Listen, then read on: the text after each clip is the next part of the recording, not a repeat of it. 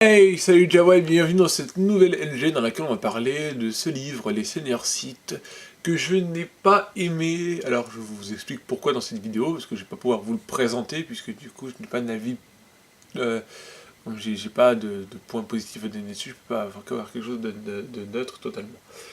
Donc c'est un livre de Paul Escamp, voilà, donc il va parler essentiellement de Dark Vador et de l'Empereur, vous l'aurez compris, mais il y a même encore un marque de page, moi j'ai pas fini quoi. Donc ça se déroule en l'an -14, je vous montre un peu le derrière, voilà. Donc traduit de l'anglais par Sandy Julien. Voilà, donc coucou à elle ou à lui. Toujours pocket hein, pour la France, ça change pas. Donc l'an -14, hein, je sais pas si je l'ai dit. Donc c'est un livre qui est par conséquent très sur le côté obscur de la force, plus que sur l'Empire, vraiment le côté obscur.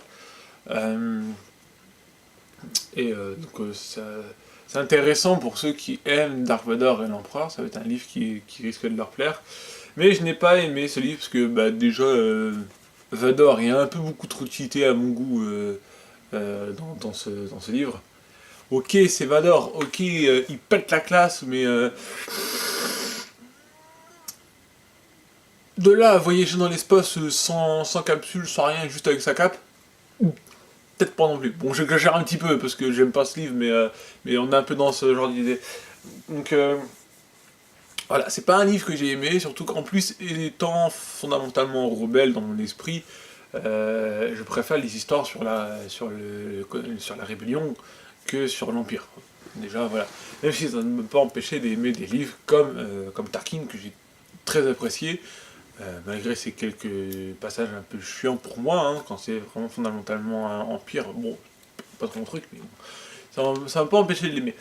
Là, en plus, on a dans ce livre quelque chose d'assez lent à se mettre en place, et il va faire appel à Cham Syndulla pour le côté de la rébellion.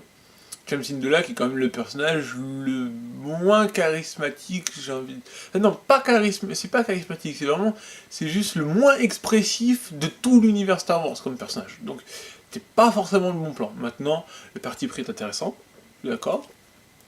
Voilà, là j'en suis au chapitre 15 sur 18, et j'ai mis tout l'été, et puis plus au mois de septembre, et j'arrive pas à le finir, donc je crois que je le finirai pas. Mais voilà, donc cette vidéo elle sert plus à vous dire pourquoi j'aime pas ce livre. Du coup maintenant vous savez pourquoi j'aime pas ce livre. Sinon, bon, j'imagine qu'il est bien pour ceux qui aiment l'Empire.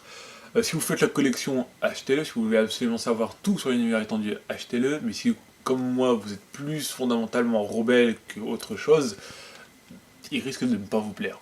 Surtout qu'en plus, il est très long à se mettre en place.